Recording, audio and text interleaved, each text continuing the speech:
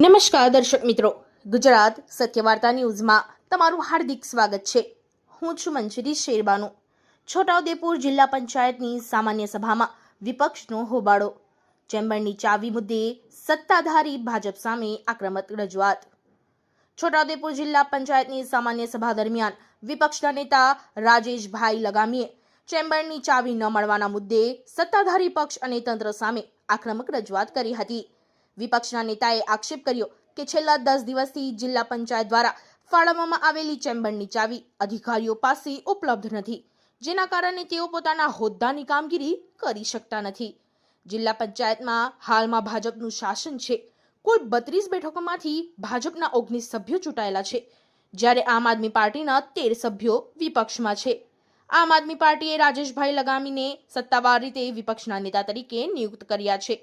સામાન્ય સભા દરમિયાન રાજેશભાઈ લગામીએ જણાવ્યું કે વિપક્ષના નેતાને નિયમ મુજબ ચેમ્બરની ચાવી ફાળવવી અને તેનો કબજો સોંપવો જરૂરી છે, પરંતુ ચાવી ન આપીને લોકશાહી પર પ્રહાર કરવામાં આવી રહ્યો છે।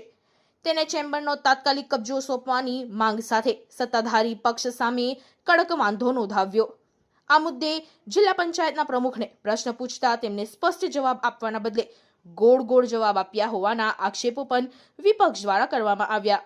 વિપક્ષના સભ્યોનું કહેવું છે કે મુદ્દાનો સીધો ઉકેલ આપવાને બદલે જવાબદારી ટાળવાનો પ્રયાસ કરવામાં આવ્યો છે। વિપક્ષના નેતાઓએ ચેતવણી આપી છે કે જો ટૂંક સમયમાં ચેમ્બરની ચાવી સોંપવામાં નહીં આવે તો જિલ્લા પંચાયત ખાતે આંદોલન સહિતના લોકશાહી માર્ગે ઉગ્ર વિરોધ કરવામાં આવશે। આ મુદ્દે આગામી દિવસોમાં જિલ્લા પંચાયતમાં ભાજપ અને આમ આદમી પાર્ટી વચ્ચે રાજકીય ઘર્ષણ વધુ તેજ બને તેવી શક્યતા વ્યક્ત કરવામાં આવી રહી છે। Bureau report Chirag Gupta.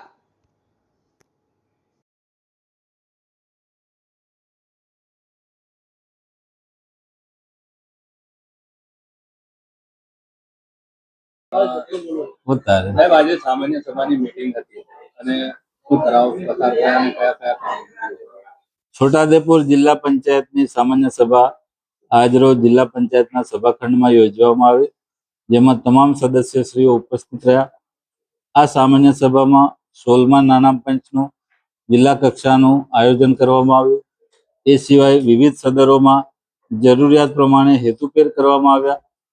Hand pump repairing, ખેતીવાડીના સાધનો આપવાની યોજના, આ બધી ચર્ચા કરવામાં આવી અને આવનારા દિવસોમાં છોટાઉદેપુર જિલ્લાના પ્રજાને સુવિધા વધારે મળે એ દિશામાં આજની સભામાં ચર્ચા કરવામાં વિરોધ પક્ષ તરફથી શું? વિરોધ પક્ષ તરફથી રચનાત્મક સૂચનો મળ્યા છે, જે અમે સરકારમાં રજૂઆત કરી અને આ જિલ્લાની પ્રજાને વિરોધ પક્ષ અને શાસક પક્ષ સાથે રહીને સારામાં સારી સુવિધા કેમ આપી શકાય એ બાબતે અમે ચિંતિત છીએ। સભા હતી શું કહેશો? શું કયા ઠરાવ પસાર થયા છે અને શું રજૂઆત થઈ? આજે છોટાઉદેપુર જિલ્લા પંચાયતની સામાન્ય સભા હતી। આમાં તમામ પદાધિકારી તેમજ ચૂંટાયેલ સભ્યો તેમજ આપણા અધિકારીશ્રીઓ પણ તમામ હાજર હતા અને આજે વિવિધ પ્રકારની બધી પ્રશ્નોત્તરી હતી, એ પ્રશ્નોત્તરી પૂછ્યું છે અને એમાં લેખિતમાં ખાસા બધા પ્રશ્નો છે બધાના, તો લેખિતમાં અમુકના જવાબ આવ્યા છે, અમુકના નથી આવ્યા, તો એના માટે બધી ચર્ચા વિચારણા કરી છે। ખાસ કરીને તમારું ચેમ્બર વિરોધ પક્ષનો જે ચેમ્બર હતો તે વિવાદને લઈ આપનું શું કહેવું? વિરોધ પક્ષના નેતા તરીકેનું જે ચેમ્બર દરેક કચેરીમાં તાલુકા પંચાયત હોય કે પછી લોકસભા હોય કે રાજ્યસભા હોય, દરેક જગ્યાએ વિપક્ષનું ચેમ્બર દરેક જગ્યાએ હોય જ છે। આ લોકો કહે છે કે કાયદાની જોગવાઈમાં નથી આવતું, પણ દરેક ગુજરાતની તમામ જિલ્લા પંચાયતોમાં વિરોધ પક્ષનું નેતાનું ચેમ્બર બધે ફાળવવામાં આવે છે, છતાં આ લોકો અહીંયા જે આમ આદમી પાર્ટીનું જે પ્રદર્શન જોઈને આ લોકો વિરોધ પક્ષ તરીકે માનવા પણ લોકો તૈયાર નથી, પણ અહીંયા એટલી બધી સીટો આવી છે કે આ લોકોને 2027ના પણ સપના અત્યારથી જ આવવા લાગ્યા છે।